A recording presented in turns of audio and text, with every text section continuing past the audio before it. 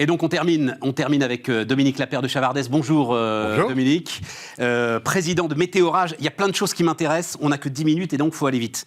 La première chose qui m'intéresse, parce qu'on est Bismart et qu'on est du business, c'est que vous êtes un spin-off de Météo France, d'une certaine manière. Comment ça se passe, ça? J'ai vu que vous aviez plutôt une formation commerciale, d'ailleurs. Oui, Alors, on va parler des orages. Et donc, c'est vous qui avez fait une forme de spin-off de Météo France? Oui, on peut dire ça comme ça. En fait, dans ce cas-là, Météo France a racheté une compagnie qui existait déjà, qui avait été créée comme une start-up. Ouais. En fait. Et Météo France l'a racheté parce que c'était un domaine d'intérêt évident pour Météo France. Et c'est vrai que c'était la première fois que Météo France avait une filiale, puisque c'est une filiale, donc. Et ça a donné envie d'en faire quelques-unes, d'autres, dans des niches. Et donc, j'ai été l'acteur, en fait, pour tout dire, à Météo France, parce que je viens moi-même de Météo France. Mais oui. Et donc, ça m'a donné envie, et j'ai été suivi par Météo France, de créer quelques filiales, dont une qui s'appelle Predict Service, qui gère le risque inondation, une autre qui porte les savoir-faire météo de français à l'international, Météo France International, et on en avait créé une, mais qui a ensuite évolué autrement, qu'on a créée avec Euronext, sur des produits financiers, en fait. Mais alors, je peux vous demander, Dominique, à ce moment-là, si je prends là Météorage, oui. C'est quand même une boîte qui fait aujourd'hui 4 millions d'euros de chiffre d'affaires. Oui. Sur la structure du capital, Météo France garde une part du capital. Les deux tiers. Les deux tiers du capital. Et un tiers, c'est le co-actionnaire qu'on a souhaité dès le départ, d'ailleurs, qui est l'industriel qui fabrique les capteurs, puisque on est dans la haute technologie. C'est le finlandais, c'est ça, hein? C'est ça, voilà. C'est ça, qui au départ était un américain, et qui a été racheté. Donc, en fait, la technologie vient de l'université américaine, comme souvent dans les hautes technologies. C'est l'université de Tucson, Arizona, qui a créé une spin-off industrielle, qui a développé ce savoir-faire et qui, quelques temps après, a été racheté par le leader mondial de l'équipement météo, Vaisala, qui est finlandais, effectivement, qui est coté en bourse. Tucson, Arizona, où là, il doit y avoir des méga orages. Ah, c'est extraordinaire. Moi, du coup, j'y suis allé plusieurs fois. Il y a de quoi se faire peur. Il y a de quoi se faire peur. Mais quand même, parce que c'est monstrueux. Non, mais l'intensité électrique d'un orage, c'est monstrueux. Sur vos prises électriques, vous avez l'ampérage. C'est 16 ampères, 32 ampères pour les gros disjoncteurs. Un coup de foudre, ça s'exprime en milliers d'ampères. Un petit coup de foudre, c'est 1000 ampères. Les très gros, c'est plusieurs centaines de milliers d'ampères. C'est monstrueux. Jamais on pourra récupérer cette énergie? Non, non. On a essayé. Elle est trop erratique, en fait. Non. Donc, la réponse est non. On peut s'en protéger, on peut la prévenir, et c'est tout ce qu'on peut faire. Et on ne peut pas l'empêcher de tomber non plus. Non. Les gens qui veulent changer le climat, qui se sont cassés les dents, et c'est une bonne chose. Oui, mais on ne peut pas l'empêcher de tomber, mais elle ne tombe pas toujours. J'ai appris, alors, en vous écoutant, absolument, que... la majorité de l'activité électrique reste à l'intérieur des nuages, et ce n'est qu'une fraction... Ça dépend un peu des formes de nuages, mais 20% environ qui fait ce qu'on appelle un nuage-sol, donc qui tombe au sol, effectivement. Et donc, on détecte les deux, avec notre... On va y aller, bien sûr, mais cette seule fraction, c'est quand même... Il y a 100 impacts de foudre par seconde. Absolument, dans le monde. Dans le monde. Dans le monde. Ça, on parle du nombre d'impacts dans le monde. Absolument. C'est absolument considérable. Alors, en France, heureusement, on en a beaucoup moins.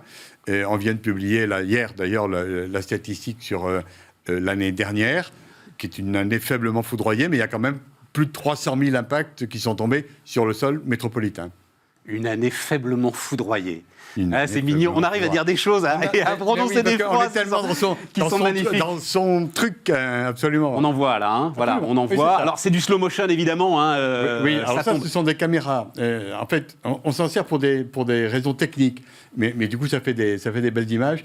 On a des caméras très rapides, à 7000 images secondes, qui nous permettent en fait... quand on va sous un orage, de détecter chaque impact. Et donc, on est capable ensuite de corréler avec notre système pour s'assurer qu'il les a bien vus, lui aussi. Ouais, c'est ça, fait pour ça, en fait. D'accord. Mais du coup, ça fait de belles images et on voit... voilà, celui-là, il reste un, et là, il tombe par terre. Mais alors, donc, c'est la même intensité électrique que l'on voit descendre oui, absolument. Oui. Et se diviser en multiples branches. Et avec des extensions qui peuvent être considérables. L'extension géographique horizontale peut être en dizaines de kilomètres. Donc oui, donc, et tout ça dans des gros cumulonimbus. Dernière question d'ordre général avant d'aller sur l'activité de météorage. Changement climatique, les orages sont plus forts, moins forts. Là. Vous regardez les choses depuis 10 ans. Oui, 30 ans. 30 ans. Donc on a une vraie climatologie, et la réponse est non. La réponse, on n'a pas de signal, on est dans la variabilité météorologique. Vous savez qu'on oppose, il y a deux mots complémentaires, météorologique, climatique. Absolument. Et là, on est dans la variabilité normale météorologique. On n'a pas vu de signal climatique, même si les scientifiques nous prédisent qu'on aura effectivement... Alors, ça dépend un peu des régions. Par exemple, sur les régions méditerranéennes, on voit effectivement une petite évolution avec plus d'orages et avec plus d'activité électrique. Mais au niveau global, il n'y a pas de signal. Bon, alors, on ne peut pas l'empêcher de tomber, on ne peut pas la récupérer. Non. On peut essayer de prévoir l'impact. Et c'est là que l'activité de météorage commence. Oui, c'est ça. Le but, c'est de savoir, effectivement, une fois que... En fait, on part d'une détection. Donc, on détecte ce que vous avez vu avec des images. Ça veut dire que ces éclairs, on les voit avec notre système. Et une fois qu'on les a vus, on est capable de mesurer de prévoir leur déplacement sur une géographie, et donc de prévenir nos utilisateurs en disant cet orage-là, qui s'est formé, il existe, il est en train d'arriver chez vous. Et donc on leur donne une alerte jusqu'à 1 heure de préavis. 1 heure de préavis pour se mettre aux abris. Alors, pour se mettre, mais c'est surtout mettre en sécurité les réseaux. Mais c'est voilà, ça. Ce sont les deux choses.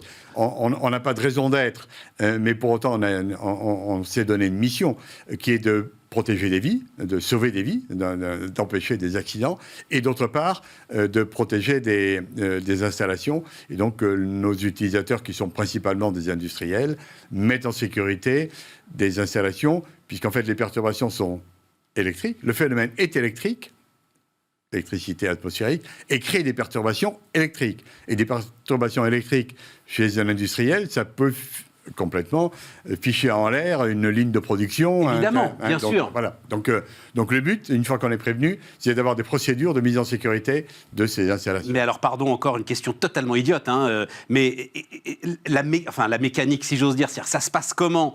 C'est l'intensité électrique de la foudre qui pénètre dans le réseau et met tout en surtension ? C'est exactement ça. Ouais, c'est ça. C'est exactement ça. La plupart, pas tout. Les coups au but sont rares. Il est rare qu'une... Ça veut dire quoi, coup au but ? Coup au but, ça veut dire qu'en fait, on est directement... tombe sur le câble, quoi. Voilà, c'est ça. Ou sur le nœud de réseau. C'est ça. Ouais. Donc ça, heureusement, c'est rare. En revanche, elle tombe quelque part sur le réseau électrique et elle se propage tout au long du réseau, sur plusieurs dizaines de kilomètres. Et donc, quand vous êtes sur cette propagation et que vous êtes soit chez vous avec une box qui saute, soit un industriel avec une machine à commande numérique, il y a tout ça qui saute, en fait. Ça. Et ça se fait à la fois par les réseaux et également, mais ça va moins loin, dans le sol. Donc ça se propage également dans le sol. Alors, vous parliez de mettre en sécurité les gens. Enfin, des morts foudroyés, ça reste...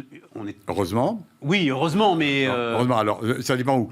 Dans le monde, ça reste une cause importante de décès. La 25e cause mondiale de décès, c'est la foudre.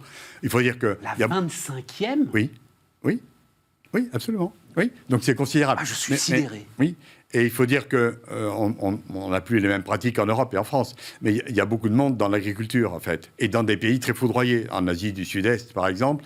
En Afrique. Ah oui, si on lâche pas sa fourche quand l'orage arrive. Absolument. Et donc, alors heureusement, en Europe, on n'a plus les mêmes habitudes, l'économie n'est plus la même, donc il y a moins de gens dehors à un moment donné.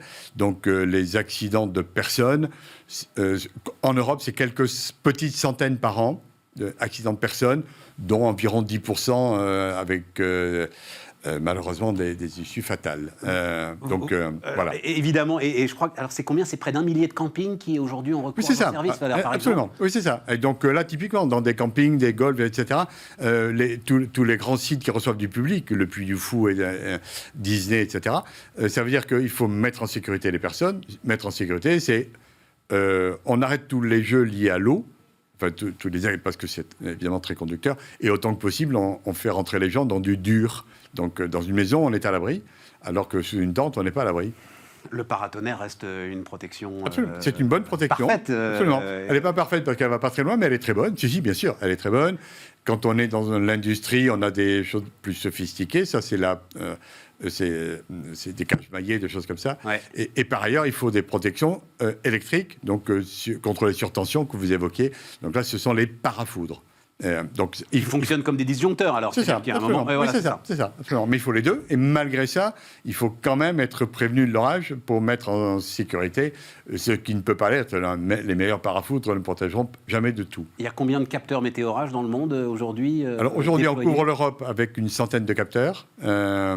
Et par ailleurs, on est capable de voir le monde entier avec un petit nombre de capteurs qui voient extrêmement loin, mondiaux.